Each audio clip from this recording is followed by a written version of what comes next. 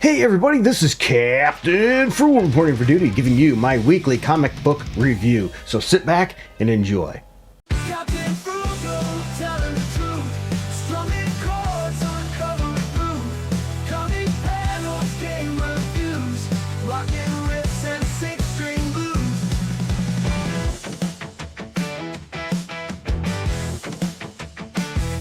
What's the verdict is it rad?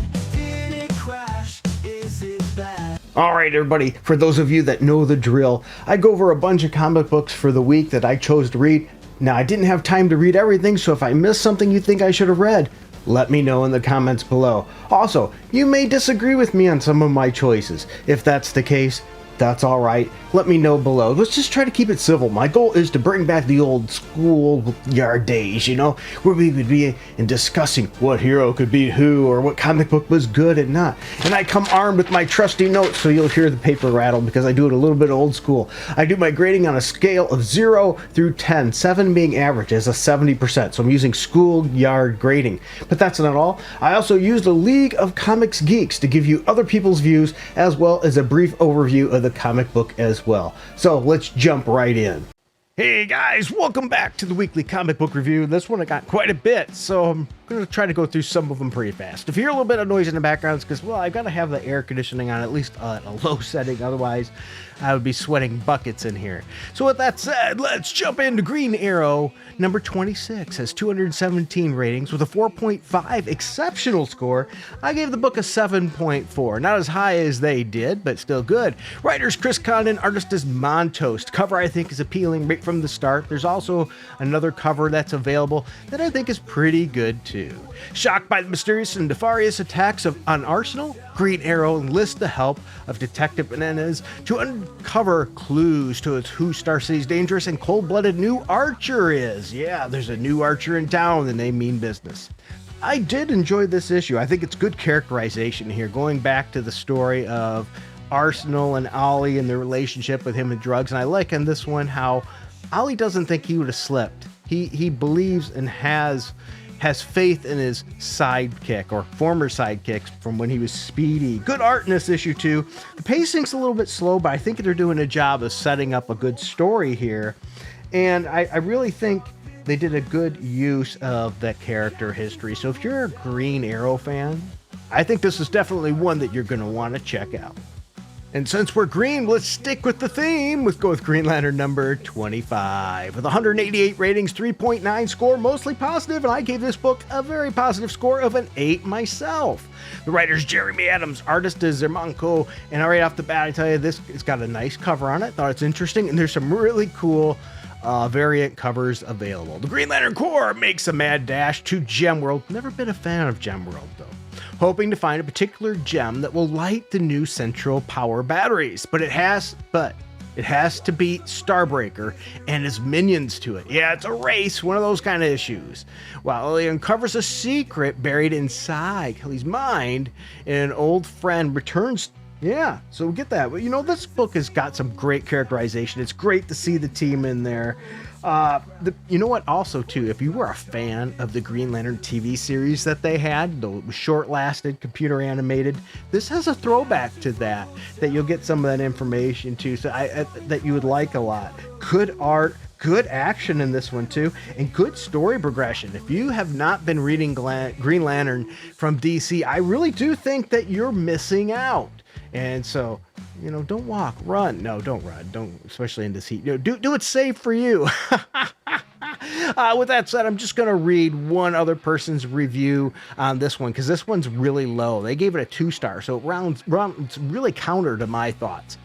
2-star review, looking past the latest bunch of issues where the goal is to hunt down parts on a list and somehow the villain is always right there with them.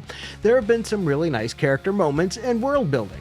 But a lot of the world building is done at breakneck speed without any explanation. This issue promised to jump the story into a new direction, but it does so in such a depressing cliche way. I don't really care what comes next. For all the new emotions added, it's ironic that despair isn't added to the book, but it is felt in the reader. That's an interesting take. So what's your take? Positive or negative on this? If you've read it, I would like to know in the comments below. Sticking with DC, let's talk about DC vs. Vampires World War XI. It has 73 ratings with a 4.1 very positive score, and I give the book a 7.5, pretty positive as well. The writer is Cecil Castellucci, and writer Matthew Rosenberg, with the artist Marley Zarcone and Otto Schmidt. I will say the artwork is not the strongest point. The standard cover for this is okay, but it does have some good alternate covers, one with Supergirl and Grodd, that are pretty interesting. Anyway, the New Gods enter the fray. If you recall, they joined up. Who will they side with? Well, we find out. They betrayed the heroes here and the vampires. Yep. For Darkseid. So now they've got all that, and the heroes and the vampires can't seem to get along either. It's just a constant mess. And the art is a bit messy in this issue as well, so I had to deduct a little bit that. But there is good story progression in this issue, and Alfred has to make a very hard choice in this particular book when it comes to Damian Wayne. So the next issue, they say, is the conclusion. Will it be the last? I think it is. Not a jumping on point if you haven't been reading this already. I think it's wrapping up, and I think it needs to. It's starting to get dragged a little long, in my opinion, but that's just my opinion. Let's read somebody else's. Since I gave this a good score, I'm going to look and find a low score, and this one's a 1.5 star. This series is so unnecessarily long. Oh, look at that. Yep, there's our issue right there. The sequel shouldn't have even existed. The character assassination on Barbara, even though she's turned to an antagonist and queen, she is not as smart as she should have been. I don't agree with that. Maybe the vampirism had something to do with that, but with the length, I tend to agree. I think this story has been running too long, and I think we're seeing that with the amount of reviews dwindling down. People are starting to shed the book. It's time to end this storyline. Now, this next book is pretty controversial. It's got a lot of negativity, and it's Batman issue 161. 485 ratings, which is down a lot. So I think this book has been shedding readers with only a 2.6, mostly negative score. And you know, I get it. I didn't get this book as hard as they did, but I did give the book a 6.5. But, you know, let's look into it. The writer is Jeff Loeb, penciler Jim Lee. Now, it says Hush. You know, this one, Batman battle with Hush takes a dark turn when Damian, Robin, and Bane team up. Yeah, we get an interesting Bane and Robin team up. I'm not a big fan of that, but it is what it is. You know, this book, first of all, the art is good. Art's pretty darn good, and I think that's expected, and I gave it a decent, you know, the score up a little bit due to that.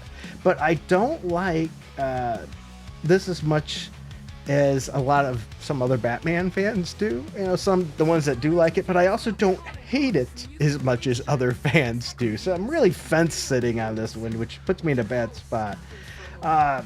What I do like here is what's going on with Joker, and what's going next is only time will see. As I said earlier, I don't like the characterization of some of the characters, like Robin here. I also don't like the Batgirl Batman conversation / sort of fight here on this issue as well. I think that was a miss. So there was a lot of misses in here. I can't recommend getting the Batman Hush series. I would probably stay away from it. So I'm going to find a different review then that's giving it a lot different score and not as negative. And this is a 5-star review.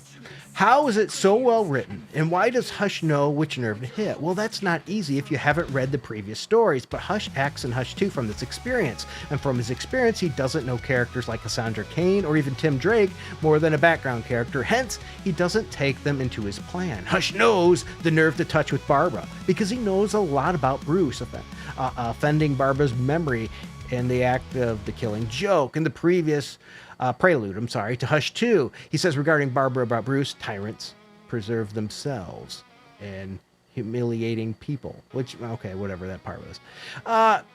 Anyway, let's look at a couple parts here, because this is a really long review. He says, why is this such good writing? Aside from Jason speaking, explaining why he left the guns near the Joker, no, you don't understand, Dick. It's more than possible that this Joker isn't the real one, but a Clayface. But I don't know which one really, because Johnny is dead, right? They wanted to prove to Nightwing that Joker isn't trustworthy alive, but I don't know what they wanted to do, because Nightwing frustrates him by throwing them both out of the lighthouse. Yeah, that didn't make a lot of sense there.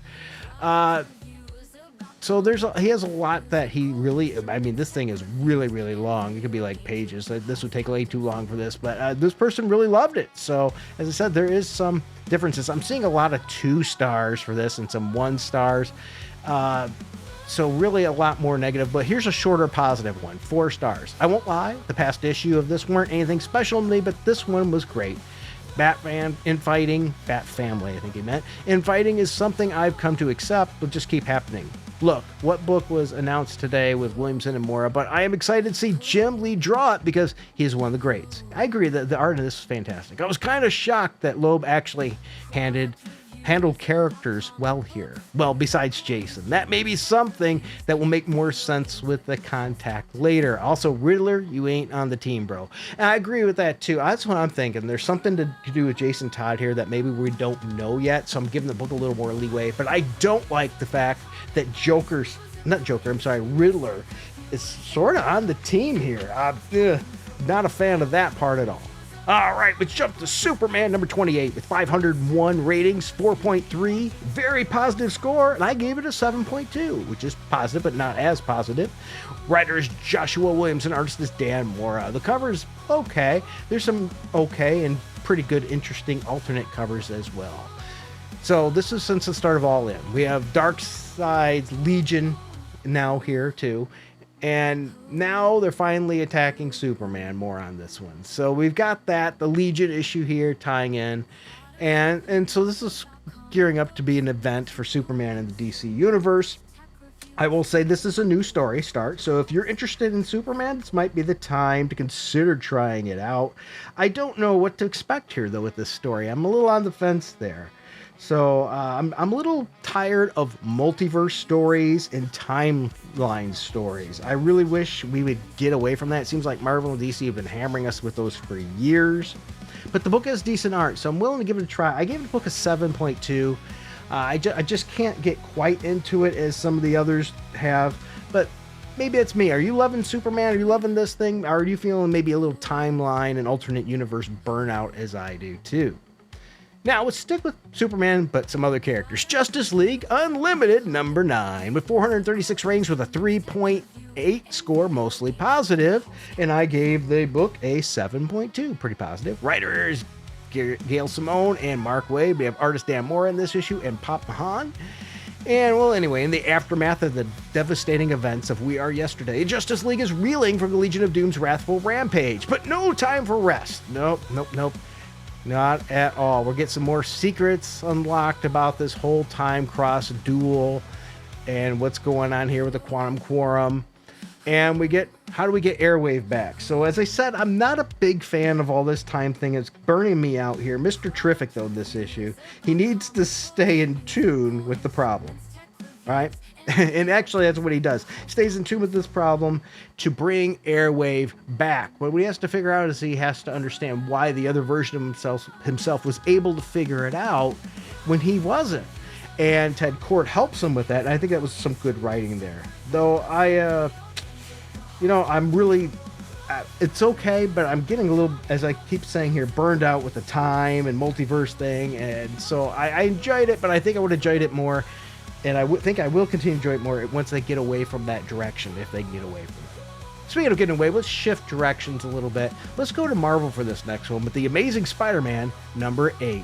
362 ratings with a 3.4 mixed score, and I gave it a 7.1, so pretty mixed too. The writer's Joe Kelly, penciler is Todd Newak. And it's time to die, Spider-Man. The city watches as Spider-Man takes on none other than, what is this guy's name again? Hellgate, which I could care less about this villain. Hellgate to me seems lame. But anyway, everyone's watching Spider-Man take a beating from this Hellgate. And there's part of my problem there. I think Hellgate really is a lame villain. I would like to know your thoughts. It just seems like, we're going to put another unstoppable force in front of Spider-Man, let him get the crap beat on. We've seen this time and time again when they introduce villains. I haven't seen anything from this character I really like, though there is a lot of action in this issue, but there's really not much in any way of story development.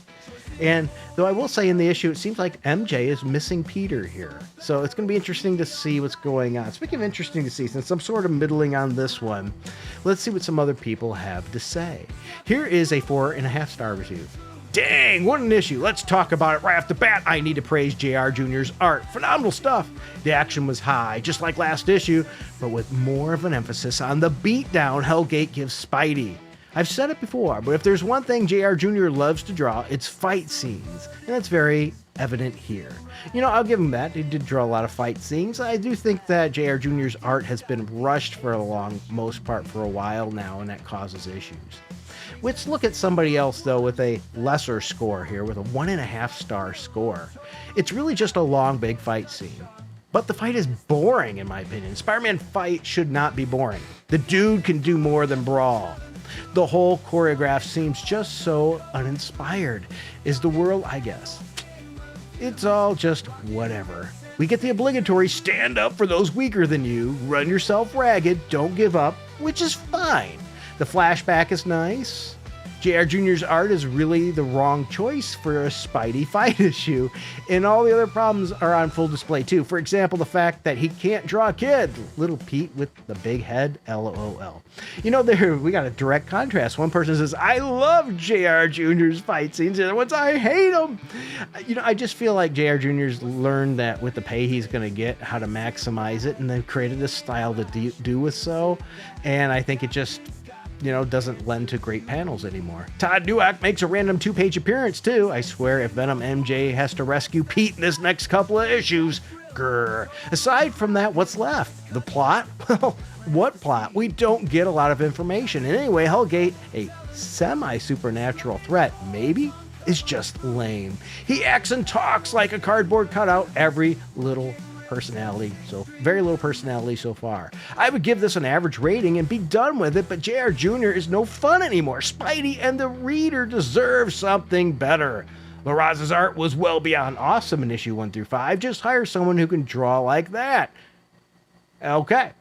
And so there's an issue there. Now, I don't necessarily agree with the artist there because I'm not a big fan of the last one there, but Larraz there, I don't think it was terrible. It was starting to grow on me. But as you see here, there's a lot. If I look on their twos and things, this is a pretty mixed book, but a lot of people are not digging this villain from what I'm seeing, and I tend to stand in that group too. I think this villain was lame.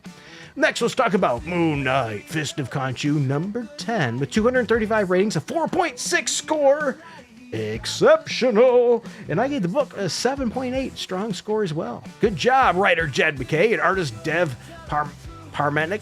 I will say the covers on this book are pretty interesting. The standard cover is good, and some of the alternate ones are good as well. This is a special, oversized 250th issue. Face front, true believers. This year marks 50 sense-shattering years of sense-shattering action in the pages of Moon Knight. Yeah.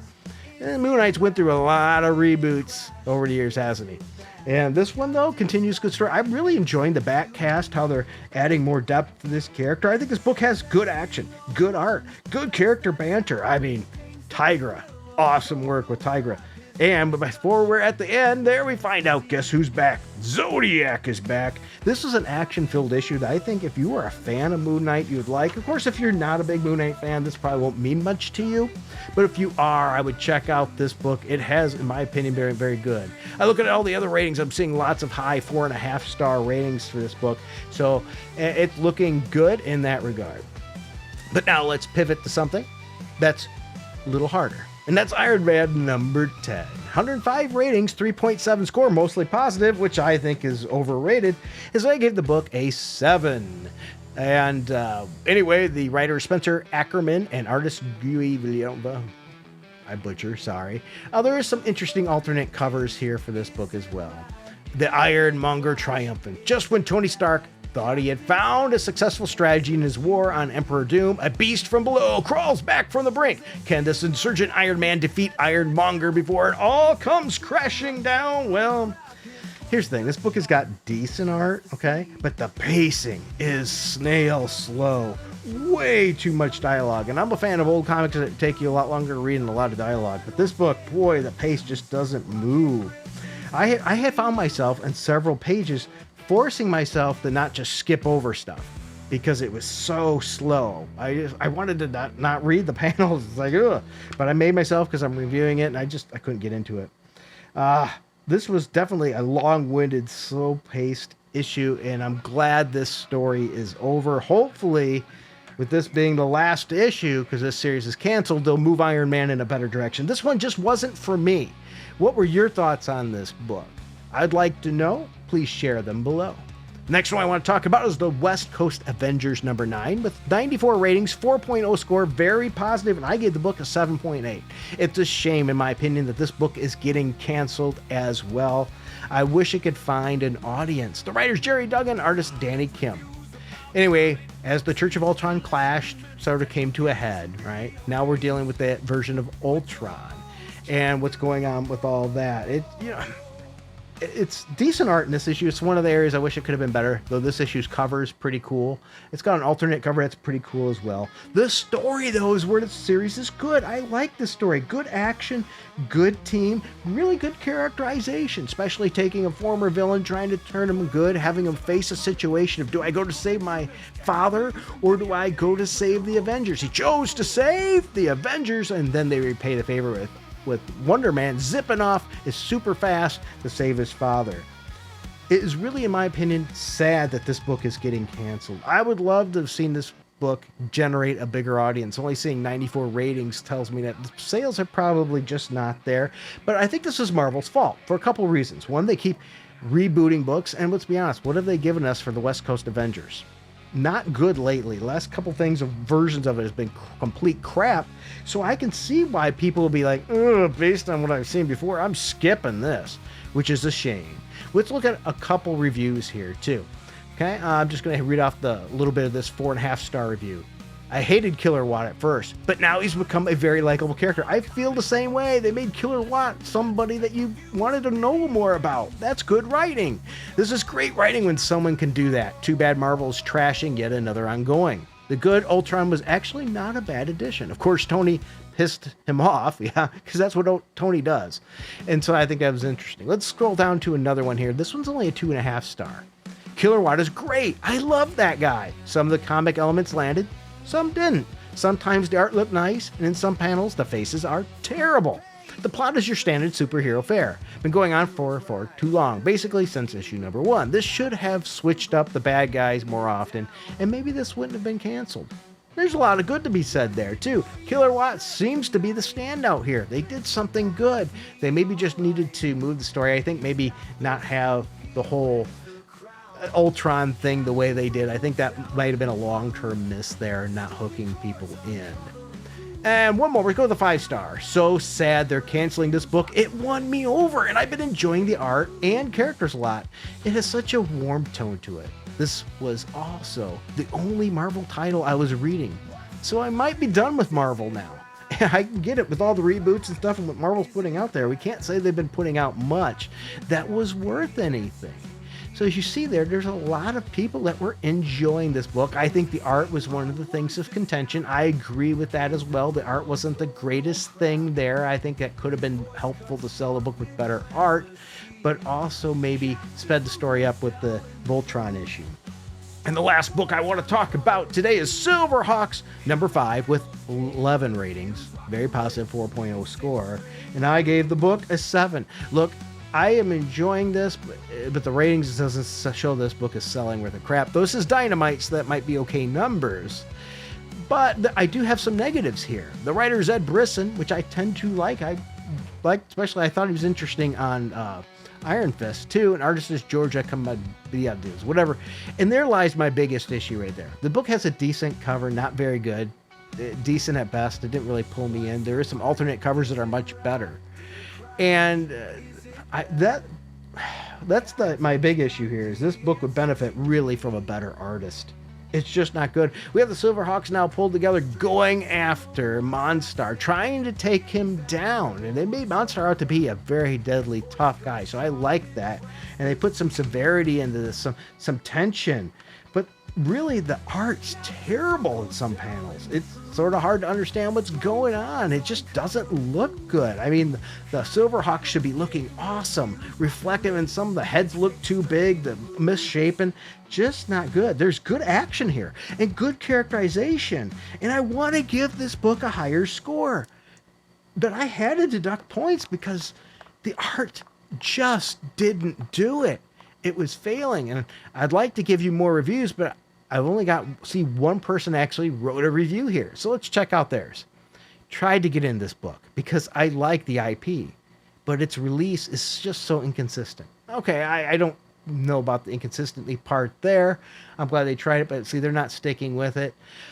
My biggest issue is the art. Get a different artist. Let's move this book in a better direction. I don't think we're going to see that happen, though. All right, guys, this video is running a little long. I know, had a lot of books to go through this time as opposed to last week. I hope you enjoyed it. That's why this video is out a little later than usual, too, because there's just so much here. Thank you for putting up with everything. I've been going through a lot lately. Your prayers and things and thoughts have all been greatly welcome, and I let you know I put you all in my prayers, too, that and my thoughts that everything will go well for you and success will be there and whatever challenging times you might be dealing with, because some of us are dealing with things that other people just don't know about, and you might be bringing them that little bit of joy they needed. You know, we have a rough week with a lot of losses. Ozzy Osbourne, Hulk Hogan, whatever you stand on those people, they're people. They're people, and how people are so brutal online and social media about people who are dead makes me wonder about how little joy they must have. So easy to strike back at them, but maybe we need to think of how miserable your life must be if you're happy somebody else died, right? So let's try to salt the earth a little bit. Thanks for hearing my soapbox there. Until next time, thank these people for supporting. I thank the people for supporting this channel, by the way, on Patreon. Subscribe Star. Without them, it wouldn't be possible. Thank you, everybody. And until next time, keep it frugal.